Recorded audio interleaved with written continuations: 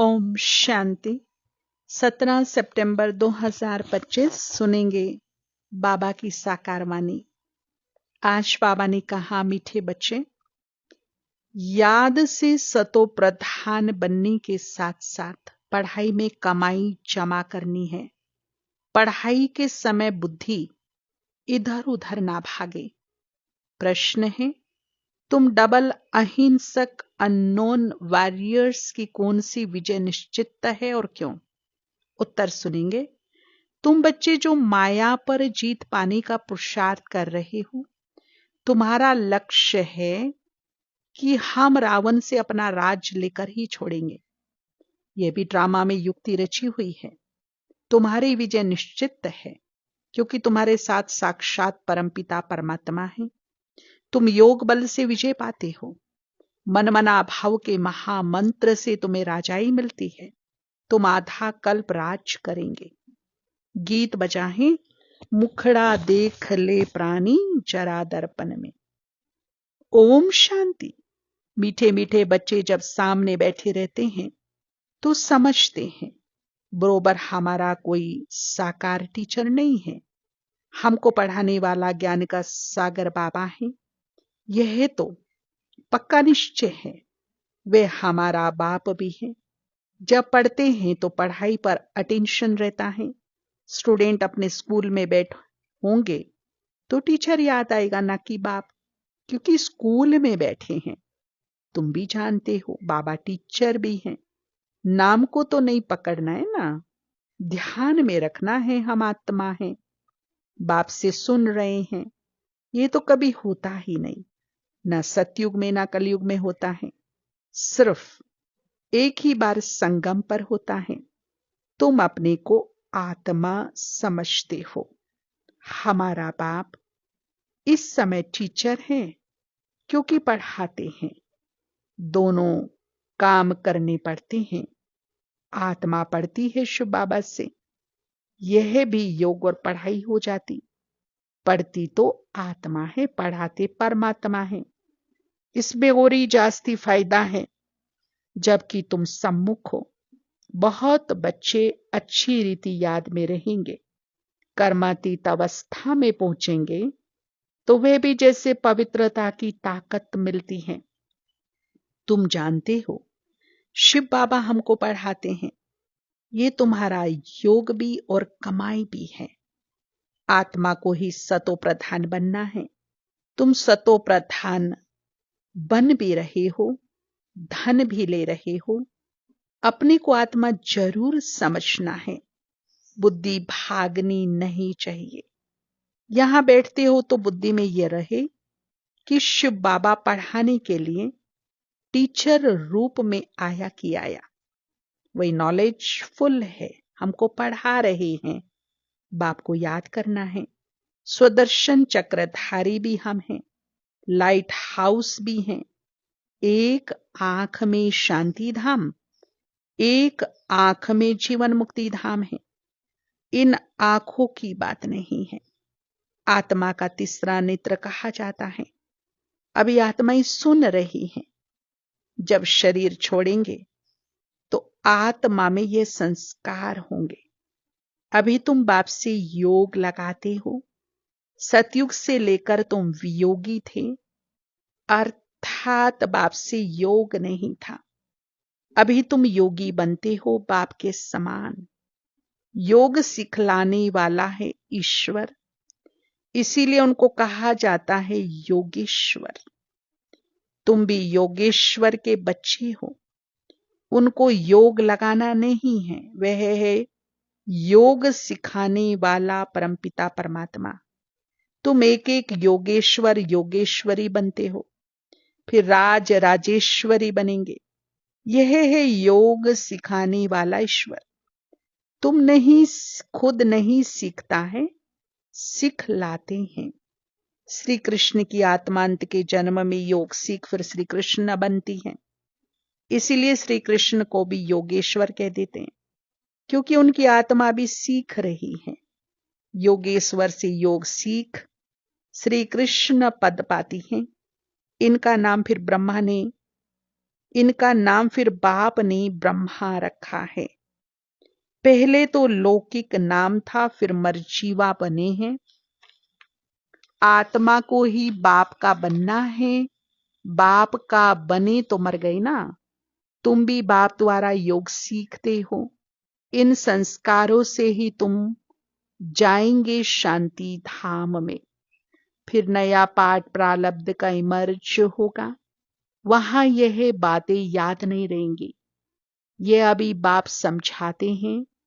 अभी पाठ पूरा होता है, फिर नई सिर शुरू होगा।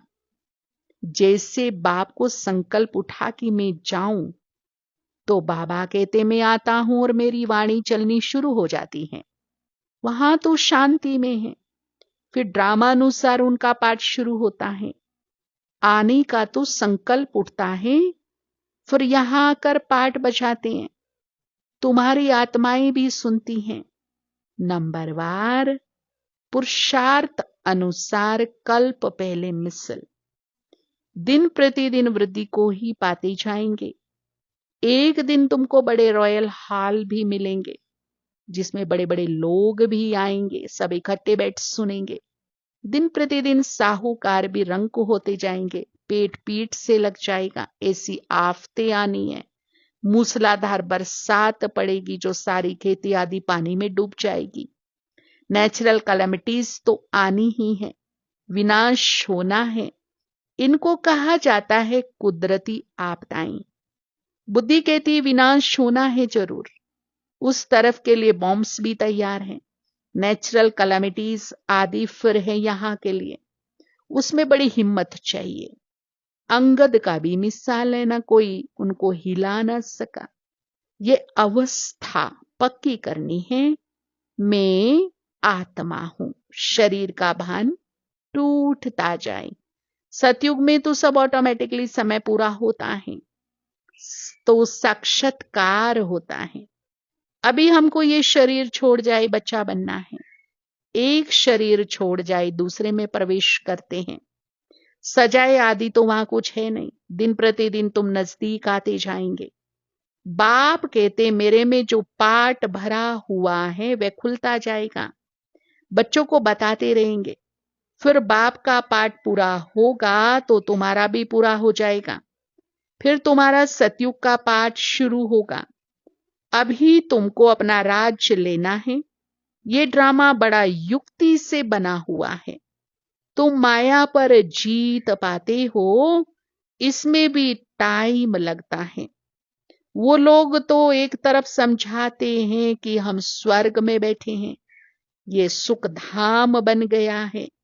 दूसरी तरफ फिर गीत में भी भारत की हालत सुनाते हैं। तुम जानते हो ये तो और ही तमो प्रधान हो गए हैं। ड्रामानुसार सतो प्रधान भी जोर से होते जाते हैं। तुम ड्रामानुसार तमो प्रधान भी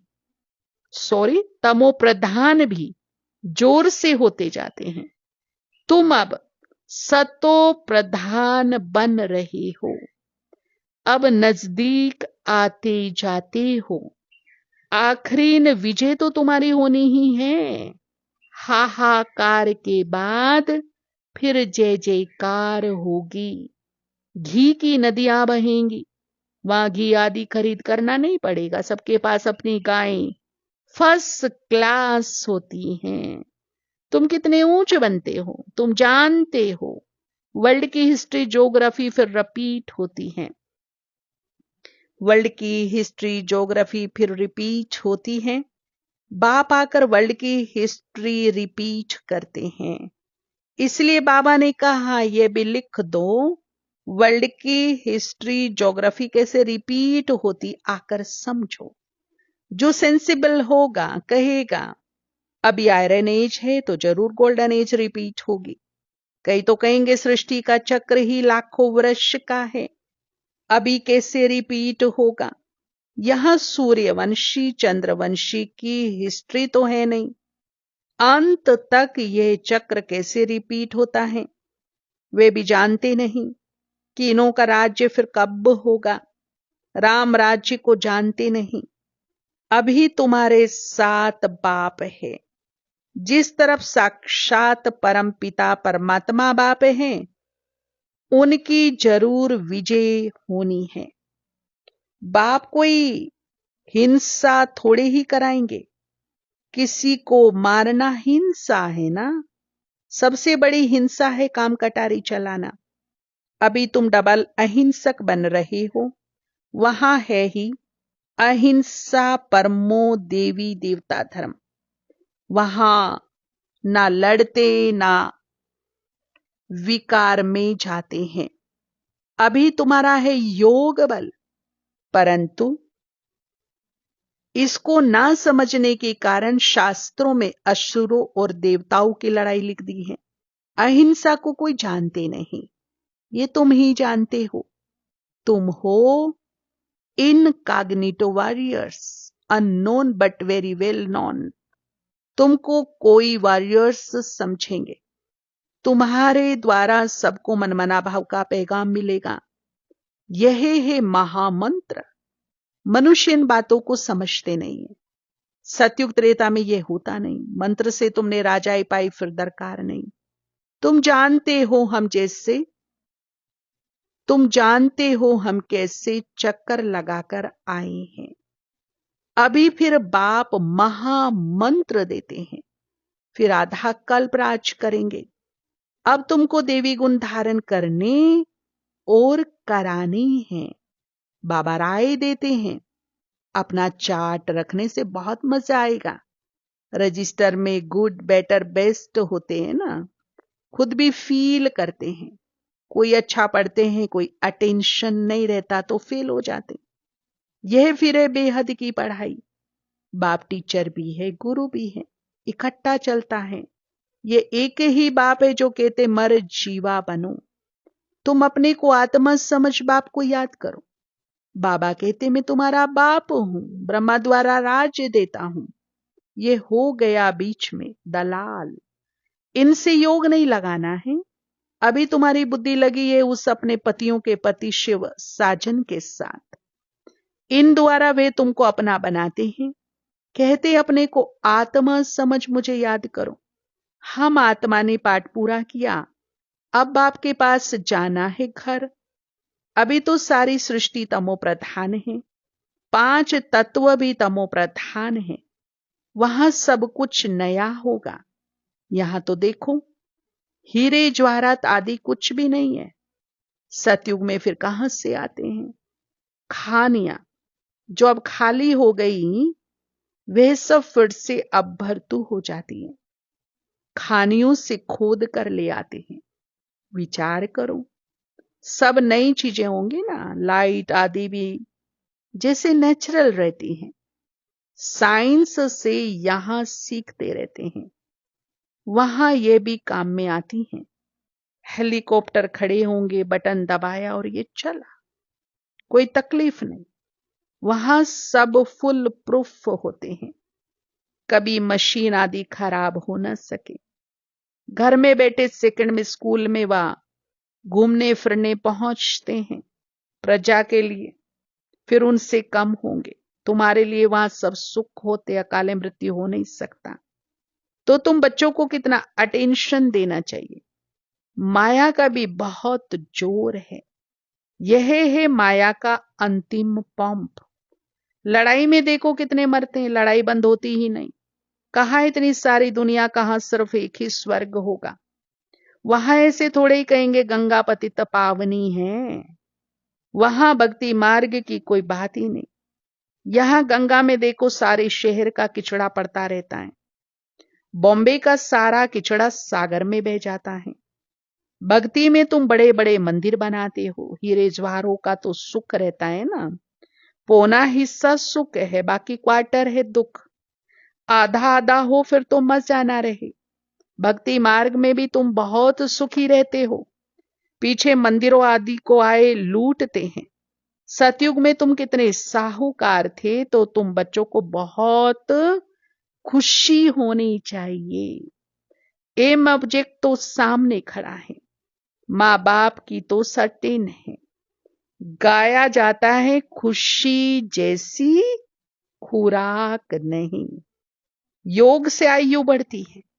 अभी आत्मा को स्वदर्शन हुआ है, स्वयं का दर्शन हुआ है कि हम 84 का चक्र लगाते हैं, इतना पाठ बजाते हैं, सब आत्माएं एक्टर्स नीचे आ जाएंगी तो बाप सबको ले जाएंगे। शिव की बारात कहते हैं ना, यह सब तुम जानते हो नंबरवार पुरुषार्थ अनुसार। जितना तुम याद में रहेंगे उतना खुशी में रहेंगे, दिन प्रतिदिन फील करते रहेंगे, क्योंकि सिखलाने वाला तो वे बाप है ना। यह भी सिखाते रहते हैं इनको, अर्थात ब्रह्मा को पूछने की दरकार नहीं रहती। पूछते तो तुम हो, यह तो सुनते ही हैं। बाप रिस्पॉन्स देते हैं और यह भी सुनते हैं इनकी एक्टिविटी कितनी वंडरफुल है, ये भी याद में रहते हैं। फिर बच्चों को वर्णन कर सुनाते हैं। बाबा हमको खिलाते हैं, मैं उनको अपना रथ देता हूं, सवारी करते हैं, तो क्यों नहीं खिलाएंगे। ये ह्यूमन अश्व है। शिव बाबा का रथ हूं, ये ख्याल रहने से भी शिव बाबा की याद रहेगी। याद से ही फायदा है। भंडारे में भूषण बनाते हैं तो भी समझो हम शिव बाबा के बच्चों के लिए बनाते हैं। खुद भी शिव बाबा के बच्चे हैं तो ऐसे याद करने से भी फायदा ही है। सबसे जास्ती पद उनको मिलेगा जो याद में रहे, कर्मातीत अवस्था को पाते हैं और सर्विस भी करते हैं। ये बाबा भी बहुत सर्विस करते हैं ना, इनकी बेहद की सर्विस है, तुम हद की सर्विस करते हो। सर्विस से ही इनको भी पद मिलता है। शिव बाबा कहते हैं ऐसे ऐसे करो, इनको भी राय देते हैं। तूफान तो बच्चों को आते हैं, सिवाय याद के कर्मेंद्रिया वश होना मुश्किल है। याद से ही बेड़ा पार होना है। ये शिव बाबा कहते हैं या ब्रह्मा बाबा कहते हैं, यह समझना भी मुश्किल हो जाता है। इसमें बड़ी महीन बुद्धि चाहिए। अच्छा, मीठे मीठे सिखिलदे बच्चों प्रति माता पिता बाप दादा का याद प्यार और गुड मॉर्निंग। रूहानी बाप की रूहानी बच्चों को नमस्ते। हम रूहानी बच्चों के रूहानी बाप दादा को याद प्यार, गुड मॉर्निंग और नमस्ते। धारणा के लिए सार है। पहला पॉइंट, इस समय पूरा पूरा अमर जीवा बनना है। पढ़ाई अच्छी तरह पढ़नी है, अपना चार्ट व रजिस्टर रखना है, याद में रहे अपनी कर्मातीत अवस्था बनानी है। दूसरा है, अंतिम विनाश की सीन देखने के लिए हिम्मतवान बनना है। मैं आत्मा हूं, इस अभ्यास से शरीर का भान टूटता जाए। सुनेंगे आज का वरदान। देहे भान का त्याग कर निक्रोधी बनने वाले निर्माण चित्त भावा। जो बच्चे देह का भान त्याग करते हैं उन्हें कभी भी क्रोध नहीं आ सकता, क्योंकि क्रोध आने के दो कारण होते हैं। एक, जब कोई झूठी बात कहता है, और दूसरा जब कोई ग्लानि करता है। यही दो बातें क्रोध को जन्म देती हैं। ऐसी परिस्थिति में निर्माण चित्त के वरदान द्वारा अपकारी पर भी उपकार करो, गाली देने वाले को गले लगाओ, निंदा करने वाले को सच्चा मित्र मानो, तब कहेंगे कमाल। जब ऐसा परिवर्तन दिखाओ तब विश्व के आगे प्रसिद्ध होंगे। स्लोगन है, मौज का अनुभव करने के लिए माया की अधीनता को छोड़ स्वतंत्र बनो। अव्यक्त इशारे, अब लग्न की अग्नि को प्रज्वलित कर योग को ज्वाला रूप बनाओ। अभी ज्वालामुखी बन आसुरी संस्कार, आसुरी स्वभाव सब कुछ भस्म करो। जैसे देवियों के यादगार में दिखाते हैं कि ज्वाला से असुरों का संहार किया। असुर कोई व्यक्ति नहीं लेकिन आसुरी शक्तियों को खत्म किया। यह अभी आपकी ज्वाला स्वरूप स्थिति का यादगार है। अब ऐसी योग की ज्वाला प्रज्वलित करो जिसमें यह कलयुगी संस्कार जलकर भस्म हो जाए। ओम शांति।